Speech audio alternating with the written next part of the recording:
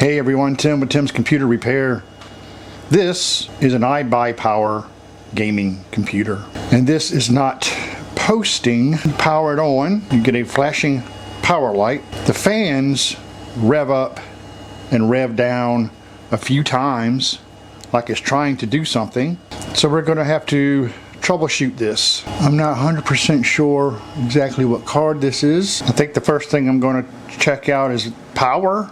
We're going to find out. These iBuyPowers are known for their use cheap power supplies. There's one way they skimp. Everything else looks kind of decent, I guess. But I see this card uses the PCI Express Gen Pin 450 watt connector. And my test power supply has one of those.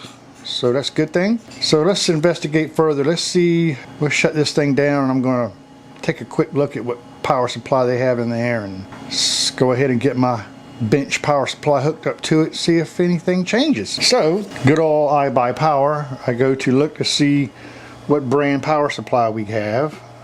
Well, can't see nothing there. There's nothing on the back here that identifies it. I'll try to look here to see if I can see anything through this mesh. And of course the label is hidden in the shroud, so I can't exactly identify it, but that's okay. We're gonna test with a known good power supply anyway, just to see. Okay, that was a little bit of a job there. I had to undo some zip ties in the back, so I had to take this fan off, which was here, and so I can get to the CPU power cable there. So I just laid that fan aside for now. I've got my bench power supply hooked all up, and we are going to hit the power button here. I've got the monitor plugged in, and we're going to see if we get any changes.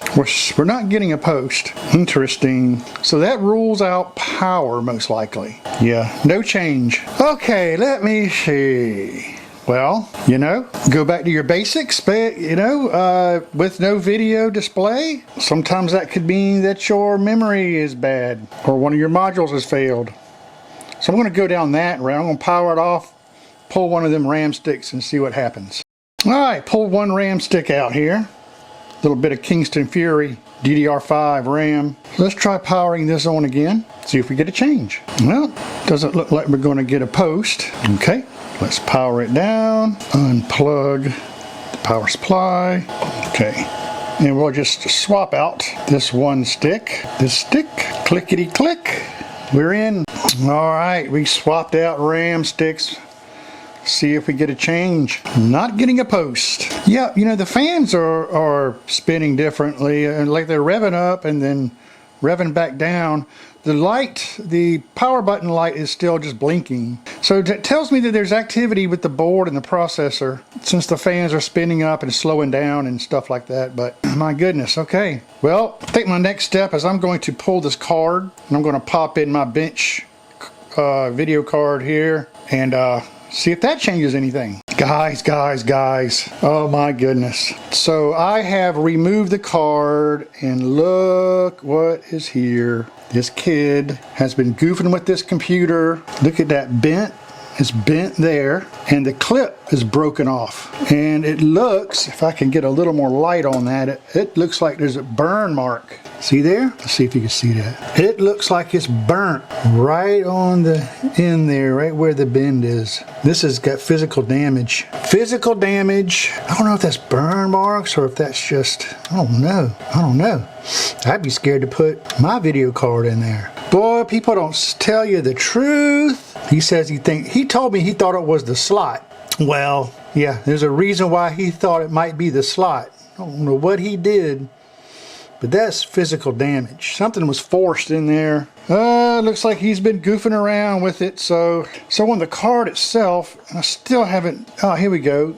I'm still trying to identify this on the bottom of the card here. This, GN 18 gig. Yeah, we got to identify that. The card itself doesn't look damaged, luckily. So I think that's going to change. I don't want to put my bench card in there because I'm not sure. exactly what damage was done. I mean, the slot itself doesn't look damaged, but this looks pretty bad. This is bent badly. It's just like, what in the world did you do to do that? It's been impacted. So yeah, no wonder he thought maybe it was the slot, because he knew something that I didn't. Clip it's broke completely off. It could possibly be that he went to remove the card. This is a thought. He went to remove the card, didn't slide the clip back or unclip it, forced it out, and it caused that to happen. And very well may could be. That's the logical way of thinking on that one, I do believe. All right.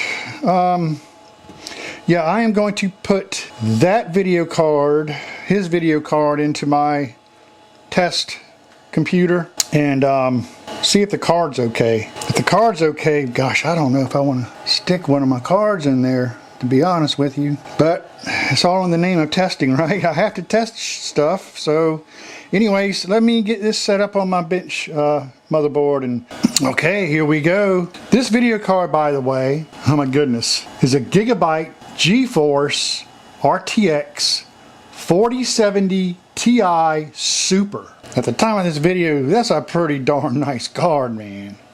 And he's ripping it. I know he did. He ripped it out of his motherboard. That's how the clip should look. Something similar to that. You guys saw what it looked like before on his. So I've got his card in here, and I've got his RAM in here just so we can test it. I've cleared the CMOS. Let's go ahead and turn this on. Oh well, you know what, guys? It might help if I plug in the HDMI. That might help. All right. Try this again. I'm going to fire this thing up. I don't know. Give it a minute here. I'm not getting a post on this either. No post at all. So no good processor in it. Fan's not changing speeds. So that video card's okay. And his RAM is okay. And he is correct when he said that he thinks he has a bad slot. I'm going to take a few more steps to confirm that. I really don't want to put my test card in his computer now, since, you know, there's nothing wrong with the card, there's nothing wrong with the memory. I'm going to disconnect a few more things from the board on his computer just to be sure it's not anything else. It's looking like this may be a motherboard replacement. So anyways, let me do a little bit more investigating. There's your post. That card is fine. He's so lucky. But it's looking like it's going to be his board that's the problem. But I'll do some final tests and wrap this video up here in a sec. Alright everyone, I tried a few more things on his computer. I cleared the CMOS. I unplugged everything else from his board, and same results. So he's going to need a board, but I wanted to make sure that the processor was okay, right? Just in case if he's been tinkering with the processor. And right here, it's kind of dark. All the pins on there look fine. So that looked okay. And now on my bench motherboard, I have his 7900X Ryzen 9 7900X processor. It has posted. So his CPU is okay. It is indeed his motherboard that is the issue. Unfortunately, his version, which is the Asus Prime X670p Wi-Fi, is being phased out. So I'm going to have to go with the X680p Wi-Fi. You know, that's almost that's like a $275 motherboard at the time of this video. So that's going to cost him a little bit of coin plus my time. I'm going to try to make it to where he doesn't have to reinstall Windows, or hopefully he don't have to reactivate Windows, but I can't rule any of that out. Okay everyone, this is how it all turned out. I did replace the motherboard. He got really lucky. The card, the processor, the RAM, they're all okay. The board, of course, is out, and there's your damage right there to the PCI Express. And with that floating around in the case, grab it here, floating around in the case was the plastic piece that he snapped right off of the PCI Express slot there. So gosh, that was a hard lesson learned, but it was also an expensive lesson because they didn't have this particular version of this motherboard available anymore, so I had to go up a version, which cost him a bit more, but it Luckily, Windows didn't deactivate. I was able to reactivate it. I had to do it by phone, but luckily he didn't have to purchase another Windows key. I used the same Windows install and just updated the drivers. Everything seemed to have been just fine there. Also, computer's back up and running as it was before, but gosh, you know, a little bit of research probably would have gone a long way. And also the golden rule when messing with computers, when assembling or disassembling, never force anything. If you have to force it, something is wrong. You're doing something wrong. Anyway, I'm Tim with Tim's Computer Repair. See you soon.